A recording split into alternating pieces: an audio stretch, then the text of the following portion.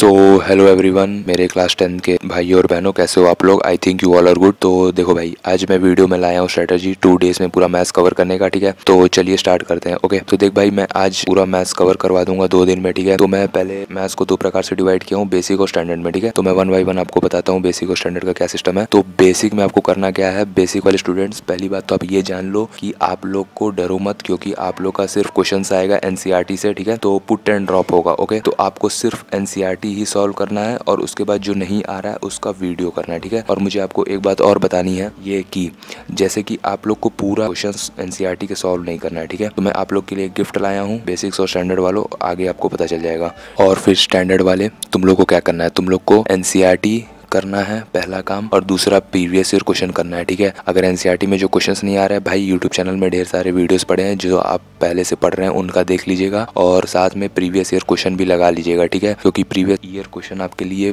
बहुत इंपॉर्टेंट है। ठीक है, क्योंकि वहीं से भी क्वेश्चन पुट एंड ड्रॉप हो जाता है। ओके, तो फिर मैं आगे चलता हूँ। कन्फर्म चैप्टर्स, देखिए ये बेसिक और स्टैंडर्ड दोनों के लिए है। कन्फर्म चैप्टर्स में तुम्हारा हाइट एंड डिस्टेंस, ट्राइंगल और सर्कल, ठीक है, ये तीनों में से पुट एंड ड्रॉप होगा।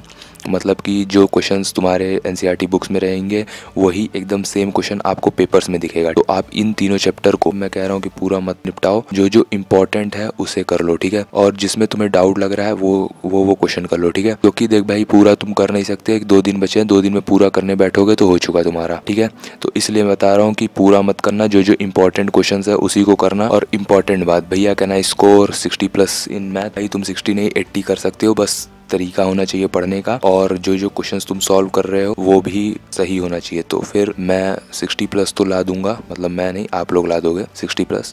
तो आप लोग को कैसे लाना है मैं यहाँ पे हूँ बताने के लिए, बस आप लोग जैसा जैसा बोल रहा हूँ वैसा वैसा पढ़ो, आप लोग को पक्का 60 अबाउ नंबर आ जाएगा मैथ में। ठीक है, तो फिर मैं आगे बताता हूँ स्ट्रैटेजी वीडियो जो 2 डेज में कवर करना है। तो भाई देख, 2 डेज में बताना है, तो पहला मैंने इसको डिवाइड कर दिया 2 दिन में। तो पहले दिन में आपको क्या करना है, अलजेब्रा पार्ट पूरा खत्म कर देना है। ठीक है, उसके बाद फिर एक स्टैटिस्टिक चैप्टर है हमारा जो सबसे लास्ट में है, उसे कवर करना है। ठीक है, एक दिन में। और दूसरे दिन आपको ज्योमेट्री वाला पार्ट और प्रोबेबिलिटी पूरा खत्म कर देना है। ओके, तो आप लोग को टाइम लगेगा। और देखो भाई, 2 दिन बचा है, तो जिस हिसाब से मैं बताऊँ वैसा वैसे पढ़ लो। ठीक है, तो टाइम तो लगेगा ही, मेहनत भी लगेगा। तो फिर 2 दिन बचा है, 21 के बाद फिर मजे ही लेना है। ठीक है, तो भाई थोड़ा मेहनत करो, क्योंकि 2 दिन ही बचा है। और उसके बाद स्टैटिस्टिक एंड प्रोबेबिलिटी में बेसिक क्वेश्चन ही रहेगा। ठीक है, तो फिर ज़्यादा इसमें दिमाग मत लगाना, 2-2 घंटे दे देना दोनों को। ओके, और उसके बाद इसमें 3-4 ही क्वेश्चन पूछेंगे, तो फिर जो जो मेन है वही पढ़ना। ठीक है, और फिर आते हैं कुछ चैप्टर। तो कुछ चैप्टर का मतलब कि मैं आपको समझाना चाह रहा हूँ, मैं आपको ये समझाना चाह रहा हूँ कि जैसे मैंने ट्रिग्नोमेट्री उठा लिया। ओके, आई नो ट्रिग्नोमेट्री पूरा करने तुम लोग बैठोगे नहीं, तो जैसे ट्रिग्नोमेट्री में हो गया, आइडेंटिफाइड करने के लिए हो जाएगा, तो उसमें बहुत क्वेश्चन है। ठीक है, तो ट्रिग्नोमेट्री में आपको करना क्या है, जितने भी इम्पोर्टेंट क्वेश्चन है उसे सिर्फ तुम लगा लो। और भाई इसे पूरा समझने का खेल है, ये इंपॉर्टेंट क्वेश्चंस लगा लो 2-4 बार, क्योंकि शायद वहाँ से पुट एंड ड्रॉप हो जाए। तो बेसिक्स वालों के लिए तो ये ठीक है, ट्रिग्नोमेट्री इंपॉर्टेंट क्वेश्चन लगा लो तो हो जाएगा आपका काम।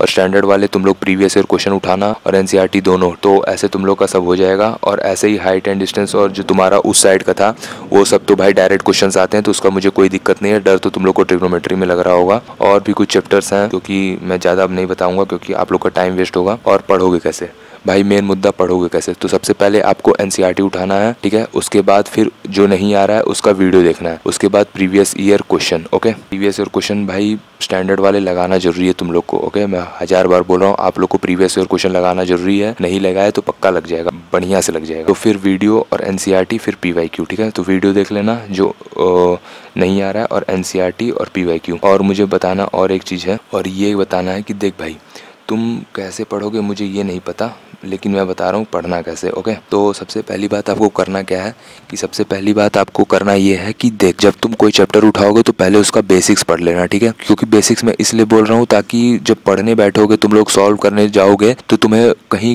प्रॉब्लम ना हो फंसने में। तो जब तुम क्वेश्चंस लगाओगे तो तुम्हें कोई दिक्कत नहीं होगा, और तुम अच्छे से क्वेश्चन सॉल्व करोगे और तुम लोग का टाइम बचेगा। तो बेसिक्स में ज़्यादा मेहनत करना। ठीक है, और उसके बाद मैं यही कहना चाहता था। और दूसरा एनसीईआरटी, देखो मैंने जो गिफ्ट बोला था वो यही है कि मैंने अपने यूट्यूब चैनल पे इंपॉर्टेंट क्वेश्चन चैप्टर वाइज बना के रखा हुआ है, ठीक है। तो आप लोग वहां जाइए, इंपॉर्टेंट क्वेश्चन चैप्टर वाइज को देखिए और टिक लगा लीजिए अपने बुक में, और उसी क्वेश्चंस को सिर्फ सॉल्व करिए, स्टैंडर्ड एंड बेसिक वाले, ठीक है। क्योंकि अगर पूरा लगाने बैठोगे तो लग जाएगा। 2 दिन बचा है, 2 दिन में पूरा क्वेश्चन नहीं लग पाएंगे जिस हिसाब से तुम लोग करोगे, ठीक है। तो जितने इंपॉर्टेंट क्वेश्चन है सिर्फ उसी को करो, और आई थिंक 60+ तो आ जाएगा बेसिक वालों को। और स्टैंडर्ड वाले मैं जो बता रहा हूँ, इंपॉर्टेंट क्वेश्चन करने के बाद प्रीवियस ईयर क्वेश्चन लगा लेना, ठीक है।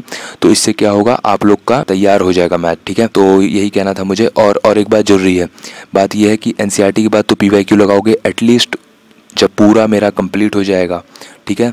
तो 1 सैम्पल पेपर लगा लेना, ठीक है। 1 सैम्पल पेपर जरूर लगा लेना। और हाँ, जब तुम सैम्पल पेपर सॉल्व करने बैठोगे 2 घंटे 45 मिनट में ही खत्म हो जाना चाहिए, उससे ऊपर नहीं जाना चाहिए। क्योंकि देख भाई, तुम वहां जाओगे तो भाई तुम्हें 2 घंटे 45 मिनट में ही खत्म करना होगा, वरना भाई मैथ बहुत लंदी होगा तो फंस सकते हो, ठीक है। इसलिए पहले से यहाँ पे वेल प्रिपेयर रहो, ताकि वहां जाके जब मैं फाइट करूँ तो अच्छे से करूंगा, ठीक है। तो फिर वहां मेरा एक क्वेश्चन नहीं छूटेगा, ओके। तो ऐसे ही आपको 1 सैम्पल पेपर लगा लेना एकदम जरूरी है। जरूरी है मतलब जरूरी है, बस लगाना एक सैंपल पर, और कुछ नहीं। तो और मुझे कुछ नहीं कहना है, बस आप लोग पढ़िए। Okay, thank you. सब्सक्राइब कर दो। मैं सब्सक्राइब इसलिए करवा रहा हूँ ताकि आप लोग का जो मैं वीडियो और अगर जरूरी होगा तो मैं उसे लाऊंगा और आपको नोटिफिकेशन जाएगा, क्योंकि बेल आइकन हिट कर देना, ठीक है।